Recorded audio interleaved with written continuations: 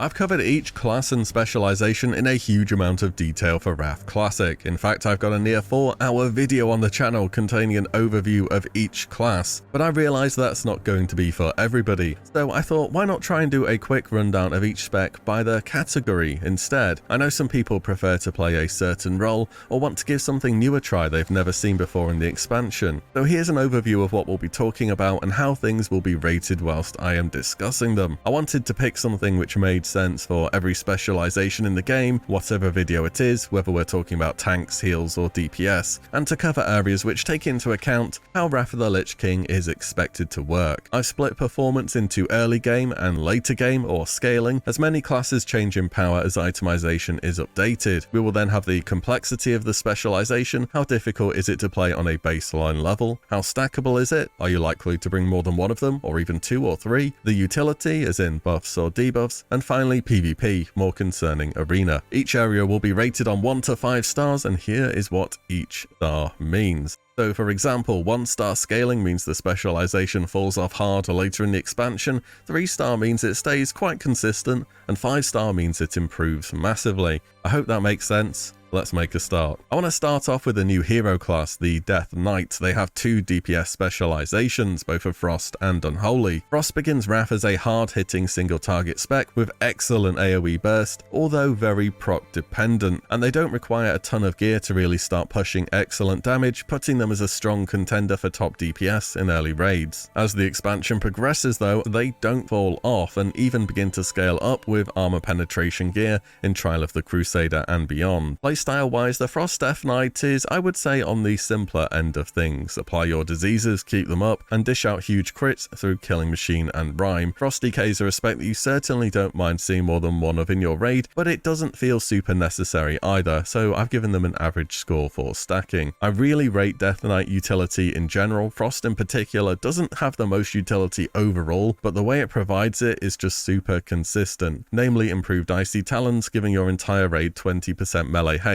Other alternatives to get this buff just are not as good. PvP wise, sure it can hit hard, but it's ultimately overshadowed hard by its Unholy counterpart, which just does nearly everything better. Speaking of Unholy, that is next, and I have a feeling they are more on par with Frost than what I'm giving them credit for here. If boss fights are short enough, your Gargoyle and pets just do an absolutely dumb amount of damage during the opener. They certainly scale well too, favouring more strength over armor penetration. I'd say both Death Knight DPS specs start good and only get better. Not everyone can say that. Complexity wise, I think they have more going on than Frost does. Maintaining your Desolation buff for 5% damage, your Ghoul Frenzy uptime keeping diseases going, timing Gargoyle right with snapshotted buffs, and of course it's a pet class, don't forget that. One more thing, there's been a great deal of experimentation with dual wield Unholy instead of the more traditional two-handed spec. It could very well be the case that both DK DPS want 2 one-handers. Stacking Unholy feels similar to Frost, doesn't hurt, but often you won't be actively looking for it. Utility again here is something which I really rate, and Unholy has something totally unique which almost wants to make me put it up to 5-star because it's so good, and that's Ebon Plaguebringer. This makes your diseases passively apply what is essentially Curse of Elements, causing 12% more magic damage taken. The other alternatives to apply this debuff are only single target, making Unholy DKs have a fantastic niche here. Finally, in the arena, this is a total monster of a specialization. At quite literally no point is it bad, and finds itself in some of the strongest arena teams throughout Wrath. It's a utility and damage dealing machine. Next, Rogue. Assassination first. It very well may be the top performing single spec in the game early on in raiding content, needing next to no gear bar a couple of daggers. This class just gets so much power through its baseline talents and poisons. Its AoE is good too, but not top tier. Scaling wise, if Blizzard buffs Ulduar gear, which they very well might from a recent blue post, we could see Assassination Rogues do things we've never seen them do to DPS meters before in Wrath. If not, they are expected to remain consistently high, that is. As for how hard this spec is to play, I'm gonna say this is the easiest melee in the game. Slice and Dice is auto refresh thanks to talents, you press Mutilate, and then you Envenom.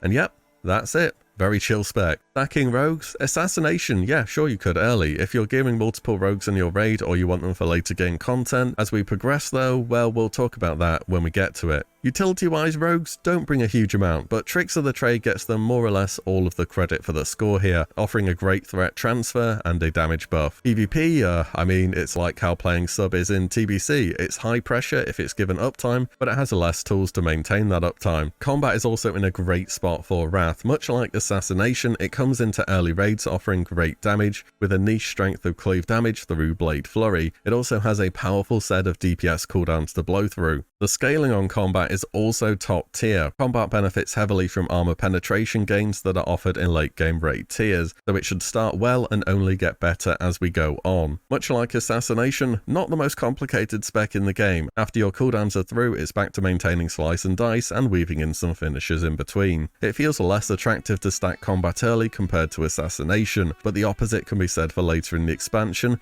where multiple combat rogues can be a great choice. Utility also gets a pass thanks to Tricks of the Trade, though combat also brings the 4% physical damage taken debuff, which is more or less going to be the only specialization providing that late game. In PvP, you run in, you press all your cooldowns, and you hope you've won the game by then, because if you haven't, you're probably gonna lose. Sub-Rogue, am I really covering sub here? I mean, I guess I am. Maybe, just maybe it's secretly overpowered, but nobody has figured out how to play it yet. Perhaps that's what it is. Or maybe it's just so bad in PvE there's nothing to really say about how it performs in raid content. I'd say if you're in Bisc gear and want some 100 passes to put on your Tinder profile so you can call yourself a big pumper, that's more or less the only use for sub in PvE. PvP wise, completely different story of course. This is one of the most iconic PvP specs in the game, with your standard rogue suite of CC, burst and utility. In Wrath there's definitely a chasm between the viable PvP and PvE specs for rogue. For arms warriors, they should be the go-to DPS specialization for the class early in the expansion, but don't expect anything too great from them quite yet. A nice sweeping strikes into Bladestorm can certainly decimate on trash or AoE pulls, but the single target often leaves a lot to be desired. As the expansion progresses, sure they scale well with armor penetration, but at a certain point in time, every arms warrior will really want to be hitting that respec button and considering their other DPS spec. The specialization is also very simple to play in that you keep up your rend and you use your procs in sudden death and taste for blood as they come up. There's no need for a swing timer anymore because slams and regular auto attacks are tracked separately. In between that, Bladestorm away. It's simple, but it is satisfying, I have to say. Stacking wise, you don't need to, but chances are you're going to be gearing more than one warrior at some point in time for later in the expansion. Utility wise, they're pretty good actually, bringing the 4% physical damage debuff and a major armor reduction. Enjoy arguing between yourself and the rogue for literally the entire expansion as for who has to sunder. In PvP, I think arms is legitimately one of the strongest melee, if not the strongest melee in the game, with extremely high damage and pressure through Mortal Strike, decent mobility and much improved survivability compared to TBC, and as they gain armor penetration they only ever get better. Highly recommended for PvP enjoyers. Fury exceeded expectations in TBC, powerful far earlier than expected. For Wrath, I've seen the beta raids, and this time around, surely it'll be the correct prediction that Fury will be way down on the meters during the start of the expansion. Scaling wise, there is quite literally nothing that compares to a Fury Warrior. Late game, they are absolute beasts with insane single target and AoE capabilities. They just need an absolute ton of gear to really come online. But stacking, well, it kind of goes without saying. Early game,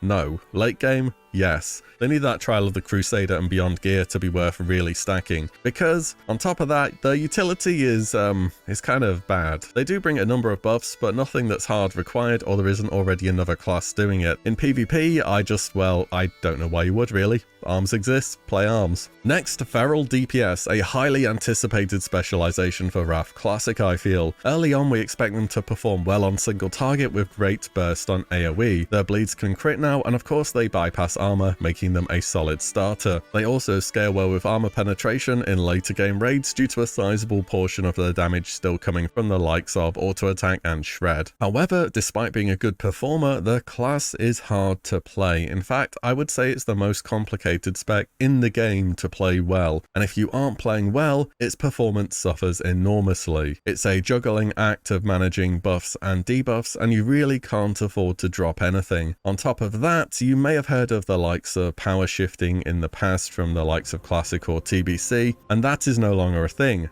thankfully.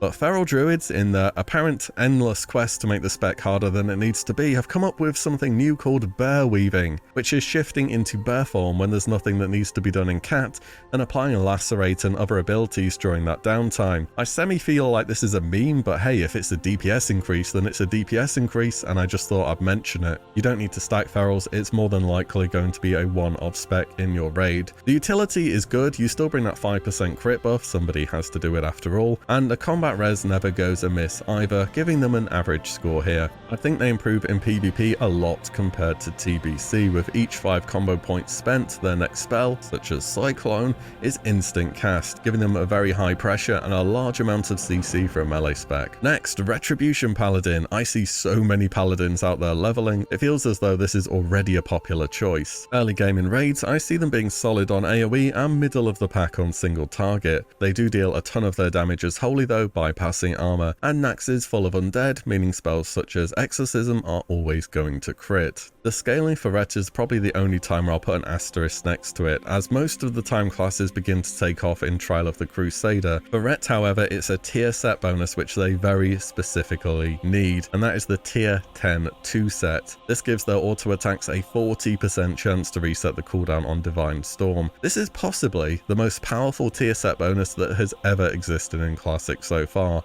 and completely changes the power of the spec, albeit RNG heavy. Basically, don't expect to do super well until ICC. It is what it is. Ret is also very straightforward to play. It has a priority system of short cooldown abilities. You press them in the correct order when they come off cooldown. There's definitely some learning to be done there and making sure you're pressing the right button at the right time, but on a baseline level, Ret, very simple. For stacking Ret, I mean, maybe an ICC. Before that, you wouldn't exactly go looking for it. Ret is an absolute utility powerhouse, and I think they are one of the single best one-of additions you can make to any raid team. By themselves, they provide 7 separate buffs and debuffs. No other spec in the game comes close to this. On top of that, you can spec into Aura Mastery or even Divine Sacrifice for a raid-wide cooldown. They have Hand of Sacrifice, Hand of Protection, Hand of Freedom, Lay on Hands, and so much more. Sure, Ret is a bit easy to play, but you can really stand out by making the most of your huge toolkit of utility.